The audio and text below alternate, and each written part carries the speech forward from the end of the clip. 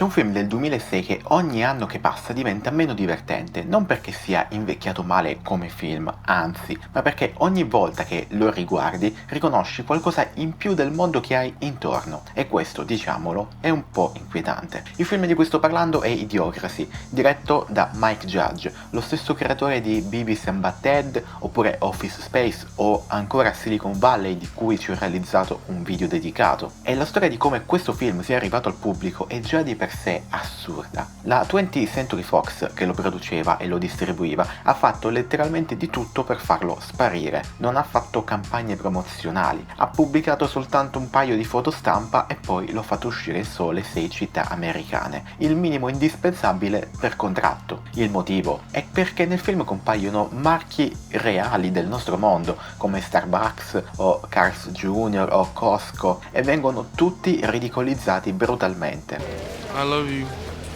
Welcome to Costco. I love you. Per fare un esempio, Starbucks, in Idiocracy, offre servizi sessuali. Le aziende quindi si sono accorte di cosa stavano sponsorizzando e si sono tirate indietro. Troppo tardi. E la Fox però, per venirgli incontro, ha deciso quindi di seppellire il progetto piuttosto che difenderlo. Terry Crew, l'attore che interpreta il presidente Camacho nel film, ha poi confermato tutto questo anni dopo l'uscita. Eppure il film è sopravvissuto, è cresciuto piano piano, passaparola, DVD, streaming, ed è diventato un piccolo oggetto di culto. Ma il vero boom è arrivato nel 2016 con l'elezione di Trump. Da quel momento Idiocracy si dice che è diventato un documentario. Questa è una frase che leggiamo ormai ovunque. Mike Judge stesso ha detto che l'unica ragione per cui non era un profeta era che aveva sbagliato di qualche centinaio d'anni. Ma è davvero così? Idiocracy aveva davvero ragione? Oppure, e questa è forse la cosa più interessante, aveva ragione per le ragioni sbagliate? Se non avete visto il film o non ve lo ricordate, beh, andatelo a recuperare e poi tornate qui perché abbiamo tante belle cose da dire. La premessa è quindi tanto semplice quanto geniale. Joe Bowers, interpretato da Luke Wilson, il nostro protagonista. I'm good at this. Good at what? Sitting on ass?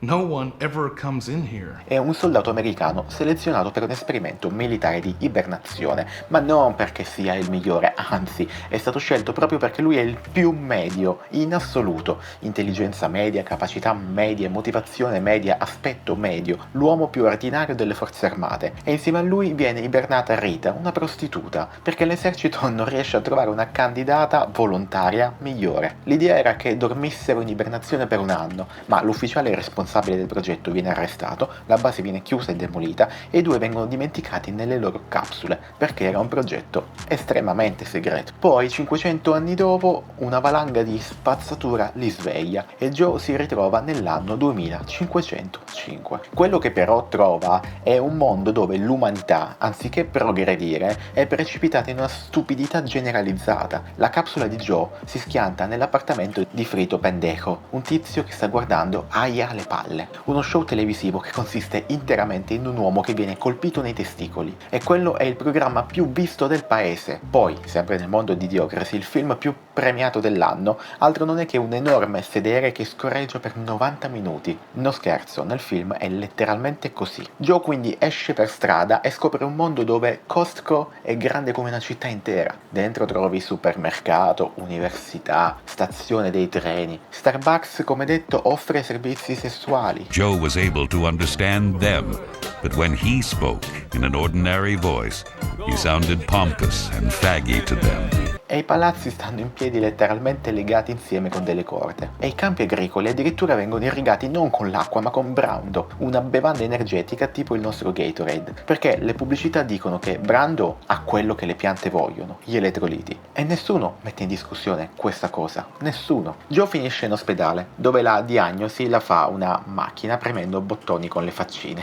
Viene arrestato perché non ha il codice a barre tatuato sul braccio e finisce in un tribunale dove vince praticamente chi urla più forte e fa la battuta migliore, non tanto chi ha ragione davvero. E quando fanno a tutti un test del quoziente intellettivo, si viene a scoprire che Joe, l'uomo più medio del 2005, altro non è che la persona più intelligente del pianeta in quel momento storico. Ed è da qui che quindi parte la trama vera e propria del film. Il presidente Camacho, un ex wrestler e portatore che governa tra sparatorie col mitra e discorsi da ring, lo nomina segretario degli interni con l'incarico di risolvere la crisi alimentare. my word as president. He'll fix the problems with all the dead crops. He's gonna make them grow again. Che poi segretario degli interni non verrà mai chiarito che cos'è, perché di fatto non è niente. Ma a loro va bene così. Joe, chiaramente, da persona media qual è, capisce che basta mettere Tastes like Gatorade. acqua sui campi piuttosto che la bibita Brando, ma quando lo fa le azioni dell'azienda crollano, metà della popolazione perde il lavoro e la gente vuole letteralmente ucciderlo. L'uomo che ha la soluzione viene condannato a morte perché la soluzione non conviene a nessuno. He tried taking water from toilets.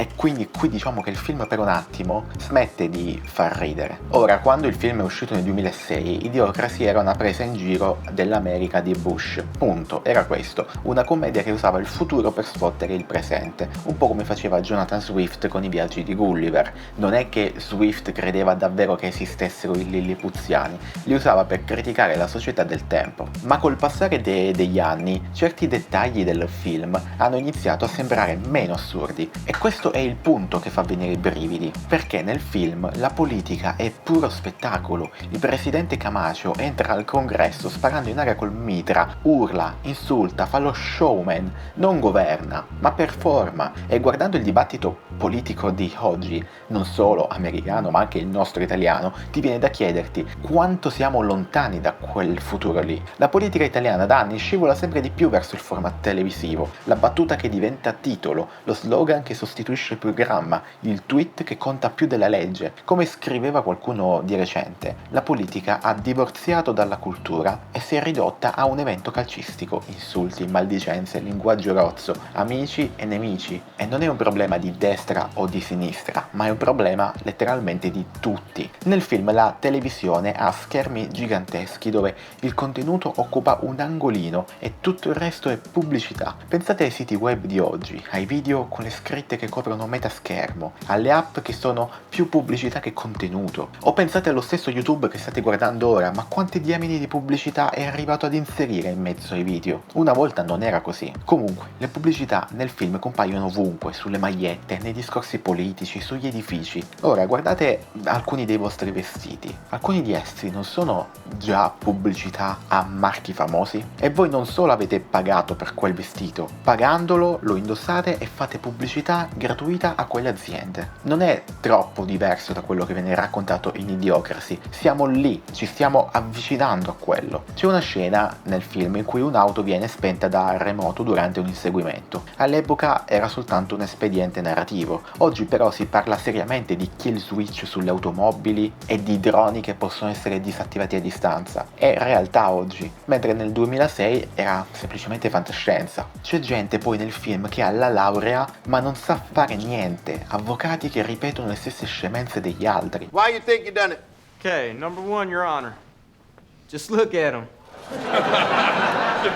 He talks like a fag, too. E pensate a quante volte oggi ci troviamo davanti a persone con titolo di studio X, anche impressionanti, che però poi non sanno ragionare con la propria testa. E poi abbiamo un dettaglio molto sottile. Non tutto però torna, ovviamente. Nel film, per esempio, non esistono i social media. Nel 2006 internet era ancora visto come una cosa da nerd e si pensava che la televisione sarebbe rimasta il centro di tutto. Oggi questo film lo rifaremmo in maniera completamente diversa, con gli algoritmi, le bolle informative, i video da 15 secondi. Su certi punti il linguaggio politico degradato, la pubblicità che divora tutto, la spettacolarizzazione della vita pubblica, il film coglieva qualcosa di estremamente reale, solo che non capiva esattamente perché. Ed ecco il twist, perché se vi fermate alla superficie, Idiocracy sembra profetico, però se guardate cosa dice il film davvero, vi accorgete che la diagnosi è leggermente sbagliata. La premessa di Idiocracy è questa: le persone stupide fanno più figli delle persone intelligenti. Evolution does not necessarily reward intelligence. E quindi, con il passare dei secoli, i geni stupidi sommergono quelli intelligenti e il mondo finisce così. È letteralmente la primissima scena del film, la coppia colta che rimanda i figli all'infinito, mentre la famiglia ignorante che si riproduce a dismisura.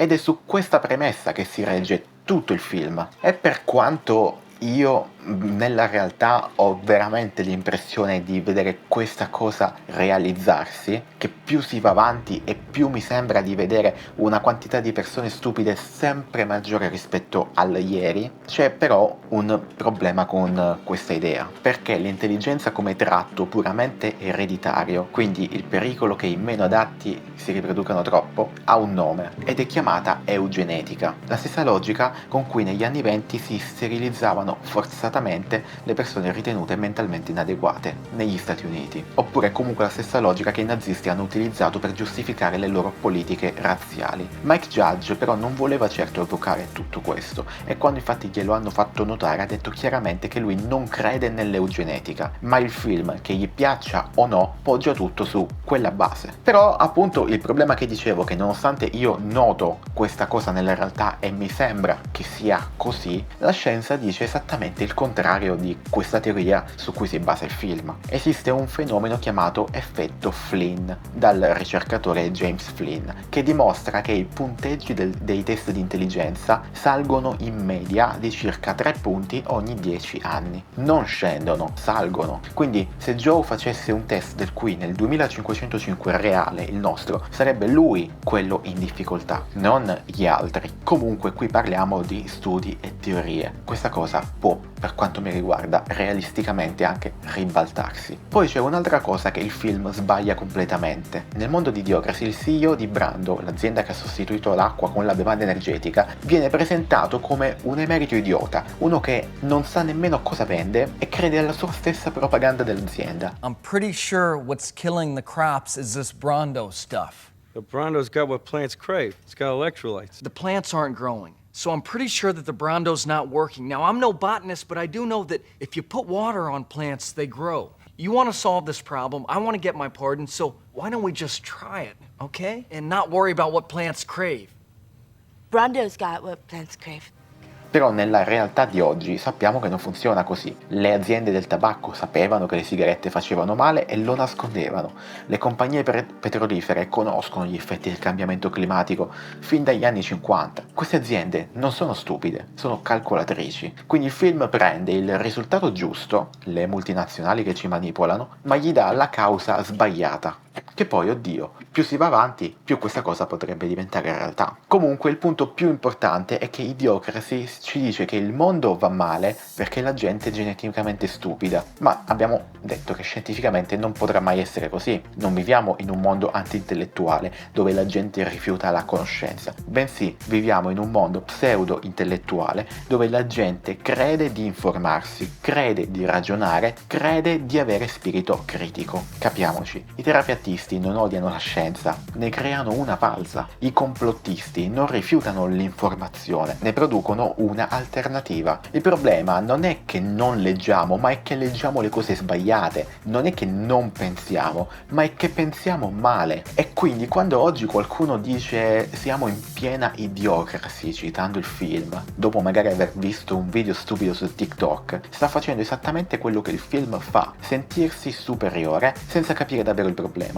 Se quindi la spiegazione genetica del film è in teoria sbagliata, allora cos'è che sta succedendo davvero nel nostro mondo? Perché qualcosa sta succedendo, questo è innegabile. La risposta più interessante e anche più scomoda non è nei geni, ma è negli strumenti che usiamo ogni giorno. Pensate a una cosa molto semplice, il correttore ortografico. Esiste uno studio che dimostra che gli studenti che scrivono sempre al computer con il correttore attivo non migliorano mai la loro ortografia, non imparano mai dagli errori. Questo perché il software li corregge prima che il cervello possa registrare quegli errori, mentre quelli che scrivono a mano invece migliorano. Sembra una banalità, ma è il principio che sta alla base di tutto il resto. Il GPS, per esempio. C'è una ricerca della McGill University che dimostra che l'uso abituale del navigatore riduce progressivamente la memoria spaziale. Letteralmente più lo usi, meno riesci ad orientarti senza. Ma non perché sei diventato stupido, ma perché hai smesso di esercitare quella capacità specifica. E poi c'è il pezzo grosso, molto contemporaneo, l'intelligenza artificiale. I ricercatori di Microsoft, quindi non un blog complottista, ma Microsoft, hanno pubblicato uno studio che dice chiaramente che l'uso improprio dell'AI generativa può portare al deterioramento delle facoltà cognitive, che dovrebbero essere preservate banalmente. Quindi se tu deleghi costantemente il pensiero a una macchina, il muscolo del pensiero critico si atrofizza, e questa è una cosa che io vedo tantissimo nelle persone, gente che non è più in grado di pensare con la propria testa e che quindi si fossilizza su magari pensieri prestabiliti o creati da altri e li si prende come verità assolute perché non si è in grado di elaborare un proprio pensiero critico su un qualcosa. Yeah, it's got electrolytes. What are electrolytes? Do you even know? It's what they use to make Brondo. Yeah, but why did they use them to make Brondo? Because Brondo's got electrolytes. Ma questo secondo me sta avvenendo già da prima dell'intelligenza artificiale, semplicemente ora è peggio. Facciamo un altro esempio. Un avvocato americano ha presentato in tribunale 8 citazioni giurisprudenziali che però non esistevano. Le aveva generate un'intelligenza artificiale e lui non le aveva verificate. Un avvocato, un professionista del ragionamento che rischia di mandare in vacca il suo lavoro, il suo cliente, semplicemente perché ha deciso di scaricare la propria responsabilità a un'intelligenza artificiale senza neanche verificare ciò che essa ha prodotto. Google qualche tempo fa ha fatto una pubblicità del suo assistente AI dove una ragazza davanti alle amiche chiede alla macchina: qual è una buona scusa per cancellare una cena con le mie amiche? Ora pensateci un secondo, stiamo commercializzando strumenti che sostituiscono anche le interazioni sociali più basilari. Non stiamo chiedendo all'AI di risolvere un'equazione, gli stiamo chiedendo di pensare al posto nostro in una situazione sociale. Già oggi non si esce più e non si socializza più come una volta, ma così stiamo veramente entrando in un circolo vizioso estremo. E qui la cosa diventa interessante se la colleghiamo al mondo che ci circonda. In Italia passiamo quasi 2 ore al giorno sui social media. I giovani tra i 18 e i 24 anni arrivano a 21 ore a settimana su queste piattaforme. Quasi un giovane su 3 dice che i social danneggiano il suo benessere mentale e quasi la metà dei ragazzi europei si informa per questioni politiche e sociali esclusivamente tramite i social media. TikTok registra oltre 34 ore al mese di utilizzo per utente, più di un'ora al giorno di video da 15 secondi, di cui non ti rimane nulla. Il consumo dei contenuti è sempre più veloce, frammentato e con un'attenzione sempre più corta. Piccola parentesi poi sul informarsi sui social delle questioni politiche. Gli algoritmi dei social sono realizzati per mostrarvi soltanto quello che voi volete vedere, quindi se voi vi fissate con una certa ideologia, che sia di destra o che sia di sinistra, il social vi darà contenuti esclusivamente inerenti a quello e voi vi autoconvincerete che il vostro pensiero è l'unico giusto, semplicemente però perché non avete accesso al pensiero opposto e quindi non create un vostro pensiero critico sulla realtà, ma semplicemente vi autoconvincete di quello che il social vi sta propinando, che sarà sempre polarizzato. E questo lo stiamo vedendo oggi più che mai, una polarizzazione di pensieri estrema. E poi c'è il loop che nessuno vi racconta. Le stesse aziende che vi creano la dipendenza, quindi cibo spazzatura, contenuti dopaminici, abitudini compulsive, sono le stesse aziende che poi ve ne vendono la cura. Le associazioni per la salute ricevono milioni dalle aziende alimentari che producono i problemi di cui si occupano. Le aziende farmaceutiche investono nell'industria alimentare. È un cerchio perfetto. Prima ti faccio ammalare, poi ti vendo la medicina e nel mezzo nessuno ti insegna a pensare. Ma quindi, tornando a parlare del film, la stupidità vera, quella che il film coglie senza saperlo, non è genetica ma è ambientale e studi recenti lo confermano. Il declino cognitivo che si osserva in alcuni paesi occidentali negli ultimi decenni non è legato in alcun modo alla genetica, perché le stesse differenze si trovano tra membri della stessa famiglia di generazioni diverse. Ciò che però cambia è l'ambiente, sono gli strumenti, sono gli incentivi, è un sistema che premia la velocità e penalizza la riflessione. Ma quindi alla fine Idiocracy aveva ragione o no? La risposta è sì e no. Sì, perché ha colto qualcosa di reale, la sensazione che il mondo stia scivolando verso una semplificazione pericolosa, e no, perché la causa che propone è la genetica, i geni stupidi che si moltiplicano, che abbiamo detto essere scientificamente sbagliata. Quindi siccome la causa è sbagliata, anche la soluzione che propone risulta essere sbagliata. Nel film risulta bastare trovare un uomo medio per salvare il mondo, una persona normale che dica cose di banalissimo buon senso e tutto si risolve. Ma nella realtà non funziona così, perché il problema non è che mancano le persone intelligenti, il problema è che il sistema non ha interesse a farci pensare. C'è un momento nel film però che secondo me è il più onesto di tutti. Joey in un momento di riflessione dice una cosa che suona più o meno così: Just go back, okay?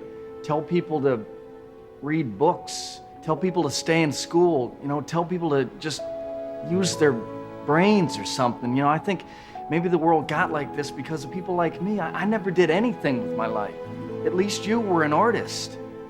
Ecco, forse la vera lezione di Idiocracy non è tanto stiamo diventando stupidi, ma la vera lezione è che stiamo diventando passivi, stiamo delegando il pensiero agli algoritmi, le decisioni ai leader performanti che piuttosto che fare il loro lavoro fanno gli showman. Le opinioni le stiamo delegando ai feed personalizzati che ci controllano e inconsciamente ci dicono cosa dobbiamo pensare, e ogni volta che lo facciamo il muscolo del pensiero si indebolisce sempre un pochino di più. Idiocracy quindi non è una profezia, ma è uno specchio deformato che ci mostra la cosa giusta per le ragioni sbagliate, e forse il fatto che ogni anno ci riconosciamo un po' di più in quello specchio dovrebbe farci riflettere non sul film, ma su di noi. Io sono Gabriele e se ti piacciono video analisi come questa ti invito a iscriverti al canale per non perderti le prossime, e se mi lasci un mi piace mi fai capire che hai apprezzato questo video. Per qualsiasi cosa commenta qui sotto che ne discutiamo, fammi sapere tu cosa ne pensi di questo film e cosa ne pensi di come questo film sembra essere profetico. Io ti aspetto al prossimo video.